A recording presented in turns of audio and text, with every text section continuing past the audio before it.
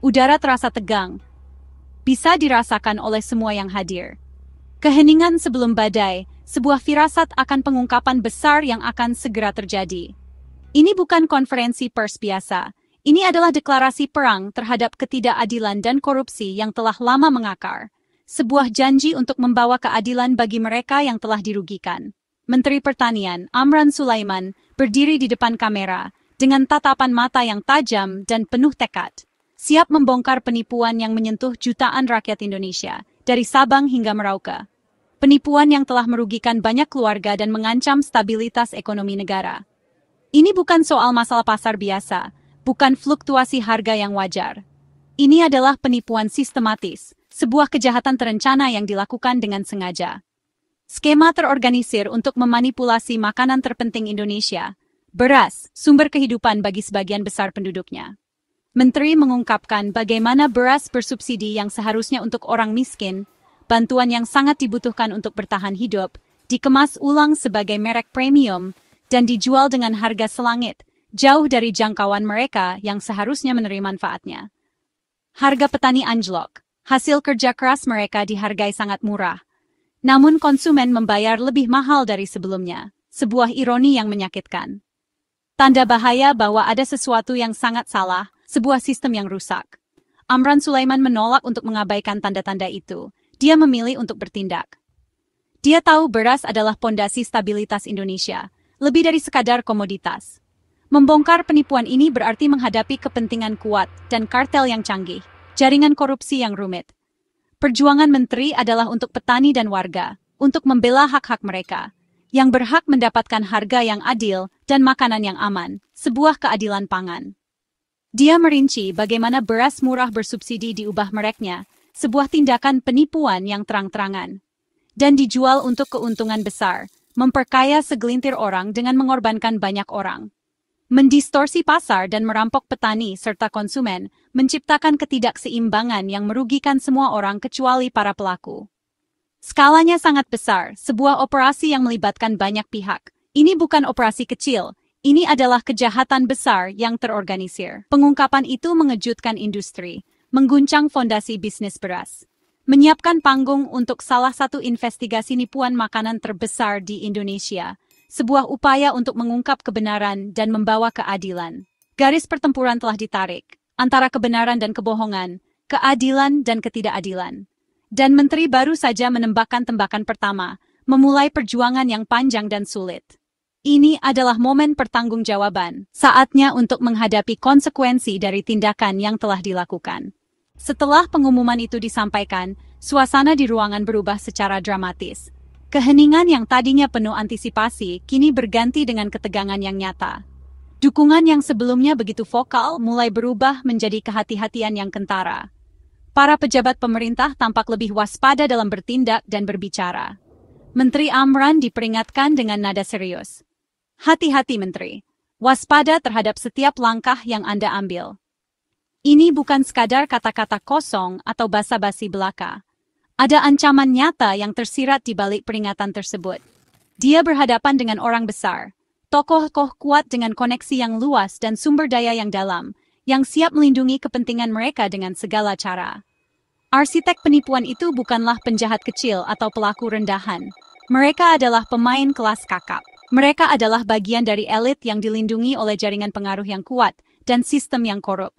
Perjuangan ini sekarang telah menjadi bersifat politis, bukan hanya sekadar masalah ekonomi semata.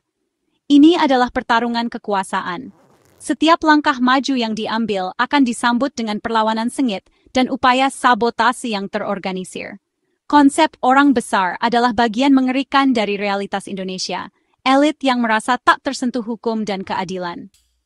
Dengan mengendalikan pasokan beras, mereka memegang kendali atas stabilitas sosial dan politik negara.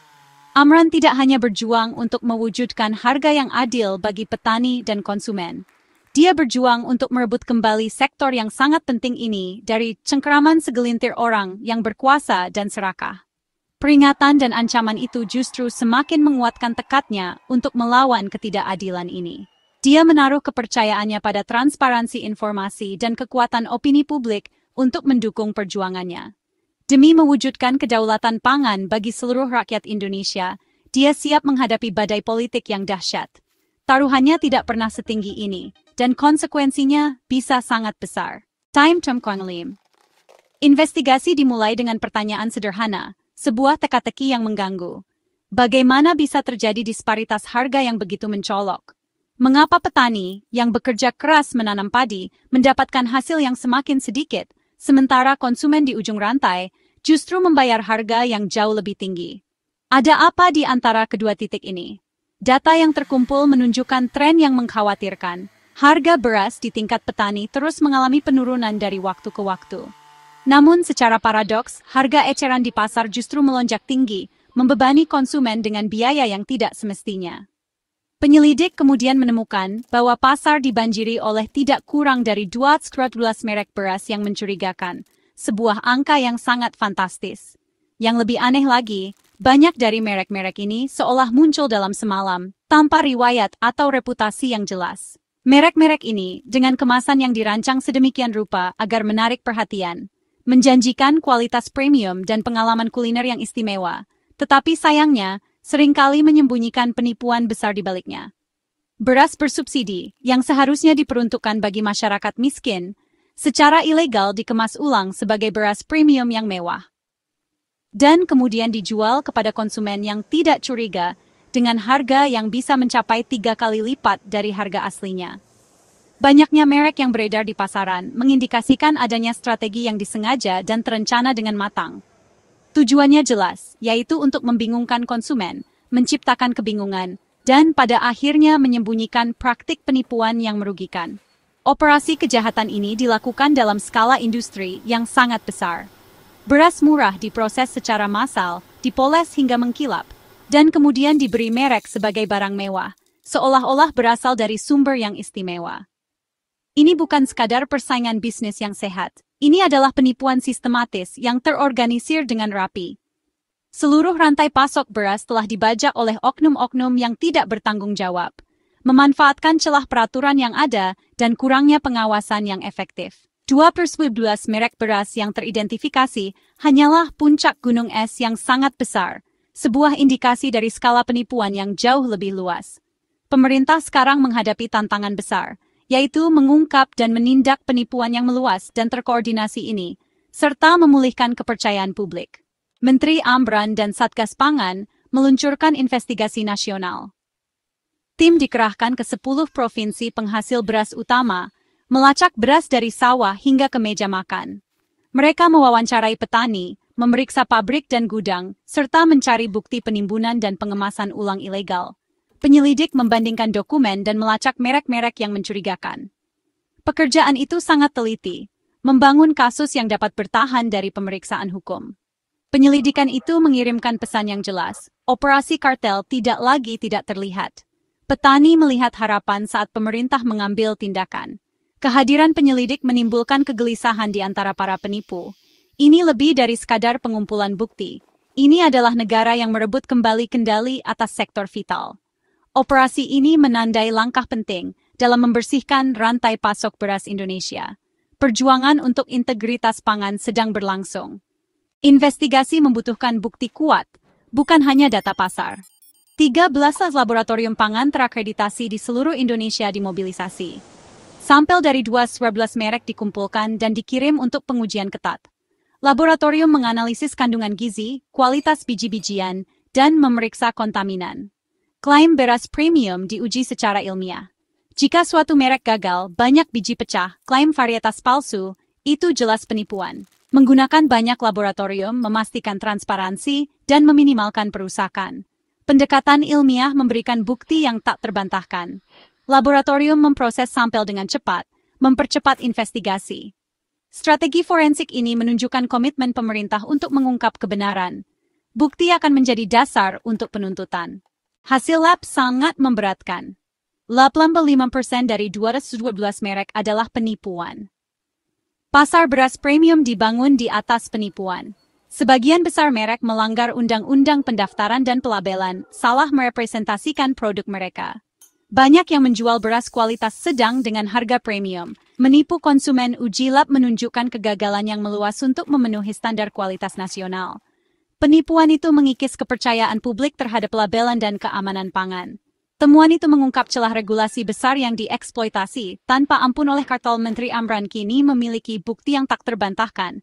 Investigasi beralih dari kecurigaan menjadi kepastian. Tindakan hukum dan perombakan regulasi kini tak terhindarkan. Ini adalah momen penting bagi integritas pangan di Indonesia. Hari. Dampak penipuan beras sangat merusak di setiap tingkatan. Petani yang menghasilkan gabah berkualitas terpaksa menjual dengan harga sangat rendah, memperdalam kemiskinan mereka. Konsumen membayar harga premium untuk beras standar, dikhianati oleh pemasaran yang menipu. Kepercayaan publik terhadap label makanan dan sistem hancur. Program subsidi pemerintah dibajak, beras untuk orang miskin dialihkan untuk memperkaya kartel. Kartel memanipulasi pasokan dan harga, mengancam stabilitas sosial. Kedaulatan pangan dan keamanan nasional terancam. Kasus ini mengungkapkan kerentanan mendalam dalam regulasi dan penegakan hukum. Bisnis yang jujur dirugikan dan reputasi bangsa menderita. Biaya kemanusiaan, petani miskin, konsumen ditipu, negara melemah. Perjuangan ini adalah tentang memulihkan keadilan dan kepercayaan. Masa depan bangsa bergantung padanya. Ovori. Keterlibatan orang besar, elit yang berkuasa, membuat ini lebih dari sekadar kejahatan komersial. Tokoh-tokoh ini membangun operasi besar, dilindungi oleh koneksi dan modal. Pengaruh mereka menjelaskan bagaimana penipuan itu bertahan selama bertahun-tahun. Dengan mengendalikan beras, mereka dapat memicu kemiskinan atau kerusuhan dalam semalam. Ini adalah sabotase ekonomi, bukan hanya bisnis. Menuntut para dalang akan membuktikan bahwa tidak ada yang kebal hukum. Kegagalan akan memperkuat sinisme dan mengikis kepercayaan terhadap pemerintah. Kasus ini memaksa pertanggungjawaban atas kekuasaan, korupsi, dan tata kelola. Hasilnya akan menandakan komitmen Indonesia terhadap keadilan dan akuntabilitas. Taruhannya jauh melampaui beras. Integritas bangsa dipertaruhkan. Skandal penipuan beras adalah peringatan bagi seluruh rakyat Indonesia. Konsumen harus waspada, mempertanyakan klaim, dan mendukung sumber terpercaya. Pemerintah harus mereformasi peraturan dan menutup celah. Pemantauan merek makanan membutuhkan perombakan digital untuk transparansi. Pengawasan harus aktif, dengan inspeksi rutin dan pengujian independen. Penegakan hukum harus tanpa henti, menargetkan tidak hanya prajurit tetapi juga para dalang. Sanksi yang kuat sangat penting untuk mencegah penipuan di masa depan. Integritas makanan kita mencerminkan integritas bangsa kita. Ini harus menjadi titik balik, bukan berita utama yang cepat berlalu. Mengamankan masa depan kita dimulai dengan mengamankan makanan kita. Setiap butir beras harus melambangkan kejujuran, bukan penipuan.